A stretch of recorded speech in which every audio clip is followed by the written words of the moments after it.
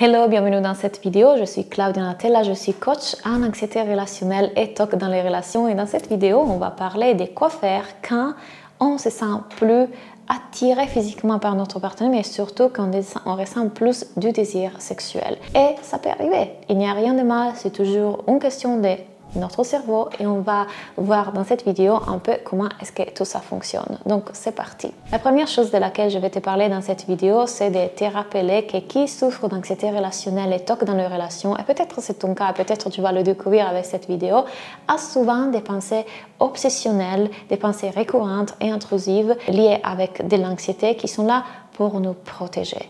Ce sont des pensées qui sont là pour essayer de nous éviter de vivre de la souffrance, un sentiment de rejet, un sentiment d'abandon.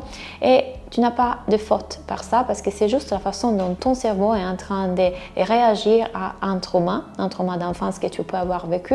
D'un côté, tu as peut-être été exposé à des relations dysfonctionnelles de la part de tes parents et de l'autre côté, ton cerveau est complètement conditionné à cette idée d'amour qui vient des films romantiques et les nouvelles d'amour et toutes ces choses-là. Et donc, c'est normal que quelque part, il y a toutes ces réactions qui se mettent en place lorsqu'on vit une relation. Et l'une des réactions qui peuvent se mettre en place et l'une des pensées qu'on peut avoir, c'est justement quoi faire quand je ne ressens pas de désir sexuel. En fait, je ne ressens pas de désir sexuel. Est-ce que ça veut dire que je dois partir? Est-ce que ça veut dire que ce n'est pas la bonne personne? Je devrais me sentir comme ça, mais je ne ressens pas ça. Avec mon ex, par contre, je sentais tout ça. Pourquoi cette fois non? Qu'est-ce qui ne va pas en moi? Voilà, ça veut dire que ce n'est pas l'homme pour moi. Et là, on va dans toutes les catastrophes et toutes les conclusions possibles. Dans cette vidéo, je vais juste remettre les choses un peu en ordre. C'est normal de ne pas avoir de désir sexuel 24 heures sur 24, 7 jours sur 7 et toute l'année. La nature, regardez la nature. La nature est cyclique. La nature, en fait, les animaux ne sont pas en train d'avoir des relations sexuelles constamment. La nature est cyclique, la nature change et nous, on est nature. Nous, on fait partie de la nature. Et c'est même pas ça la vraie phrase, on fait partie de la nature. Nous, on est la nature. Et donc, pourquoi on devrait être différent? Parce que les films, parce que la société dans laquelle on vit tourne autour du sexe, tourne autour de cette passion, ces trucs, cet élan et ces sensations qu'on devrait être censé ressentir. Après, ce n'est pas comme ça. Votre biologie change, votre cycle menstruel même change. Donc il y a des périodes dans lesquelles peut-être vous êtes en ovulation et vous avez plus de désirs, des périodes dans lesquelles vous êtes dans la phase lutéale et vous avez moins de désirs, des périodes dans lesquelles tout simplement vous passez pas pendant des mois vous n'avez pas de désirs et peut-être c'est votre nourriture, peut-être c'est le stress que vous vivez dans votre vie, peut-être c'est l'environnement dans lequel vous vivez. Il y a plein de composants et choses qui peuvent influencer ça, mais bien évidemment notre cerveau, afin de nous protéger, va en alarme et tout de suite il nous fait croire qu'il y a quelque chose qui ne va pas dans notre relation. Ça doit être mon partenaire, ça doit être moi, ça veut dire que ce n'est pas le bon. Oh mon Dieu, je ne vais pas vivre toute ma vie dans cette relation comme ça, il faut que je fuis, il faut que je parte, il faut que je fasse quelque chose avec ça. Respirez avec moi une seconde. Et si il n'y avait rien à faire?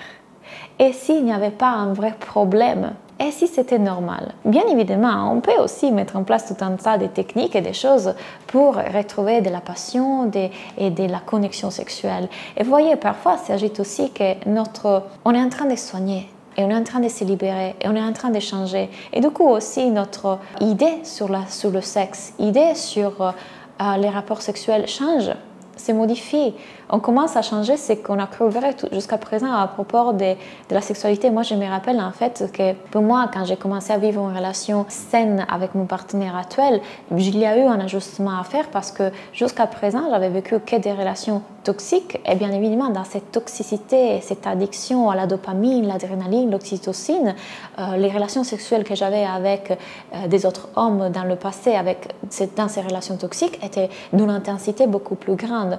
Mais pourquoi? Parce que mon trauma, ma biologie et mes croyances, en fait, faisaient que je vivais quelque chose qui me rapprochait un petit peu plus de cet amour que mon cerveau recherchait et qui n'était pas là à trouver, à chercher, en fait.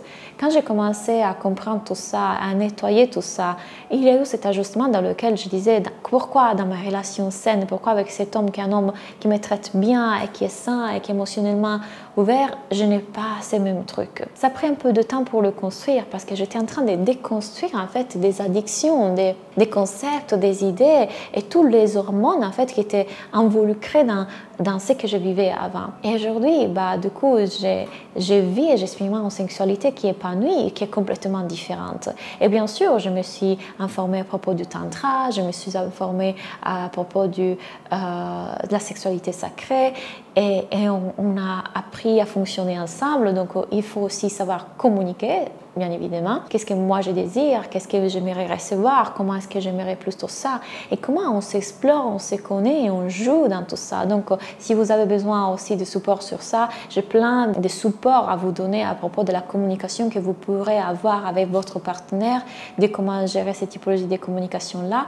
Et rappelez-vous, encore une fois, qu'en fait, quand on est trop dans notre tête, trop dans notre mental avec toutes ces anxiétés et passés obsessionnels, on n'est pas présent, on n'est pas dans notre corps.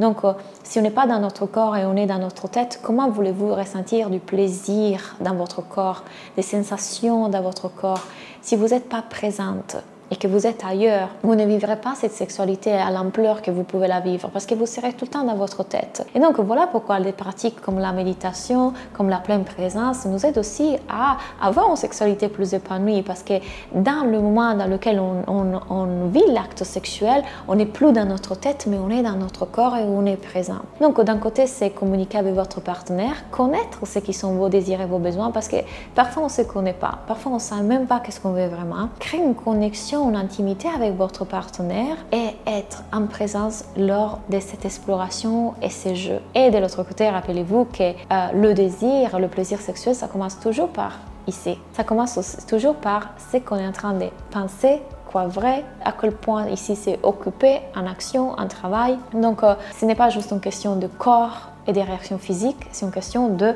mindset, de mental, de présence et encore une fois, si on est dans de l'anxiété relationnelle et du TOC dans les relations, c'est très difficile, très difficile d'être présent dans notre corps parce que notre cerveau est en alarme.